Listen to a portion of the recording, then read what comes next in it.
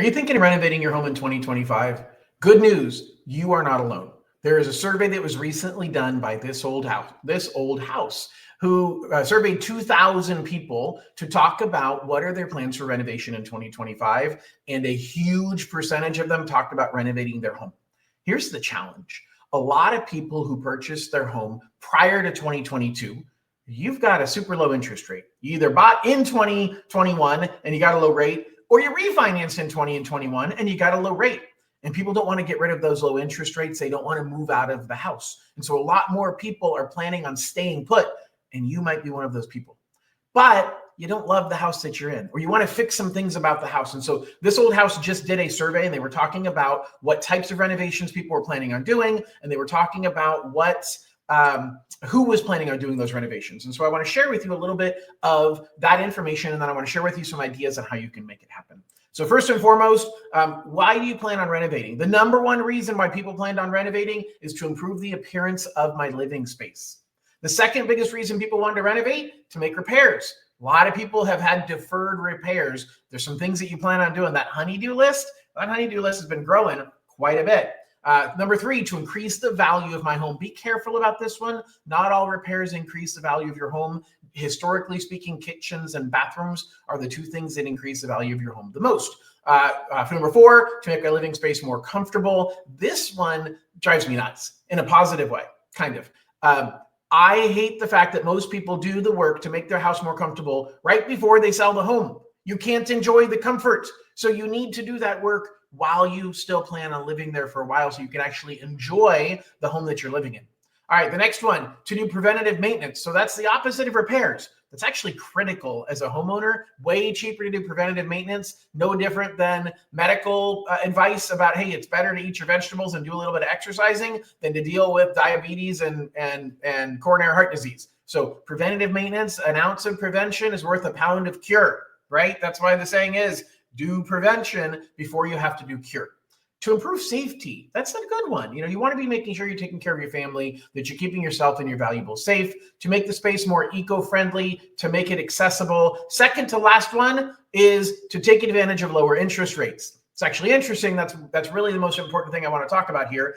Nobody's renovating to take advantage of lower interest rates. If you bought in 23 and 24, you have a higher interest rate. So for you, you could potentially be refinancing, pulling some cash out to renovate your home and get a better interest rate. But it's very, very rare.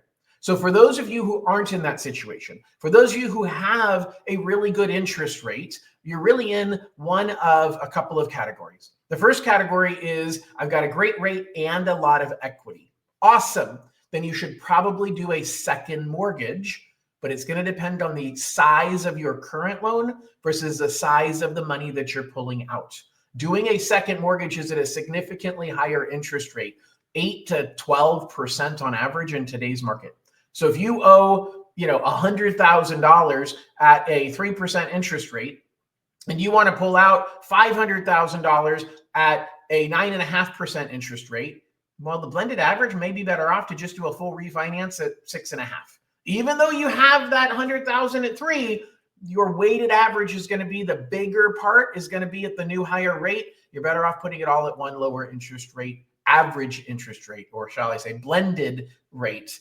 So that's really an important comparison we need to do. But for most of you, you have enough equity, you can just pull the second mortgage out or do a traditional refinance. But the second group of people, including people who purchased recently, you don't have a lot of equity. You're not in a position to tap into that equity because most of the time you're limited to how much of your home value you can tap into. Now, sometimes we can go as high as 80, 85, or 90% of the home value, but that isn't 90% of the equity. It's 90% of the value. I won't get into that math here. I'm simply going to say that when you call and talk to me about it, I'm going to explain to you your options. And just like Jennifer, who I talked to the other day, she had limited amount of equity that she could pull out of the home to do renovations. So we started talking about a renovation loan. That allowed us to tap into the full value of the home, and not just the full value of the home of what it's worth today, but more importantly, we can tap into the full value of the home of what it's worth after the work is done.